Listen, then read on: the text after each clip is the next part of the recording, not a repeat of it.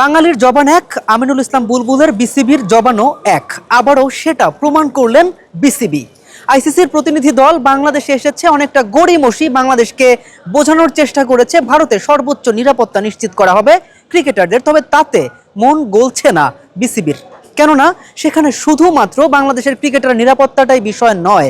যাদের জন্য বাংলাদেশ ক্রিকেট উজ্জীবিত, যাদের জন্য বাংলাদেশের ক্রিকেট প্রাণবন্ত, দর্শক এবং গণমাধ্যম কর্মী, তাদের নিরাপত্তার ব্যাপারে যতটাই বলা হোক, তবে শতভাগ সুনিশ্চিত তথ্য বা নিরাপত্তা নিশ্চিতকরণ কখনোই করা অন্ততপক্ষে এই মুহূর্তে চলমান সংকটময় পরিস্থিতিতে ভারতে কোনোভাবেই ভারত সেটা দিতে পারবে না।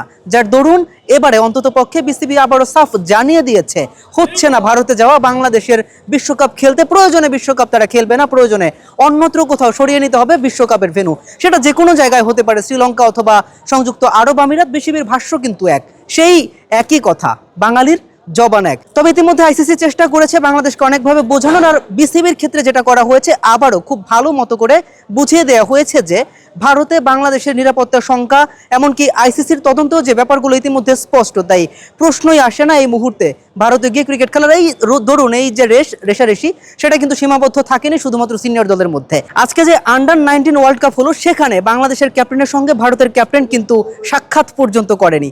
ব্যাপারটা অনেকটা পাকিস্তানকে যে চোখে দেখছে ভারত, বাংলাদেশকেও সে চোখে দেখা শুরু হয়ে গেছে।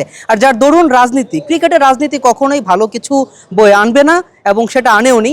যার দরুন ক্ষতিগ্রস্ত ক্রিকেট হচ্ছে, একটা সুন্দর টুর্নামেন্টের আগে এত রকম গড়িমসি হচ্ছে। তবে বাংলাদেশের স্ট্যান্ড কিন্তু সম্পূর্ণ ক্লিয়ার। এখন দেখা যাক বাংলাদেশের ভাগ্যে কি আছে। অবশ্যই আইসিসি সে সাহসটা করবে না বাংলাদেশকে বাদ দিয়ে হয়তো বা বিশ্বকাপ আয়োজনের, কেননা এতে করে বাংলাদেশের লাভের তুলনায় বরং আইসিসির ক্ষতিটা বেশি হবে।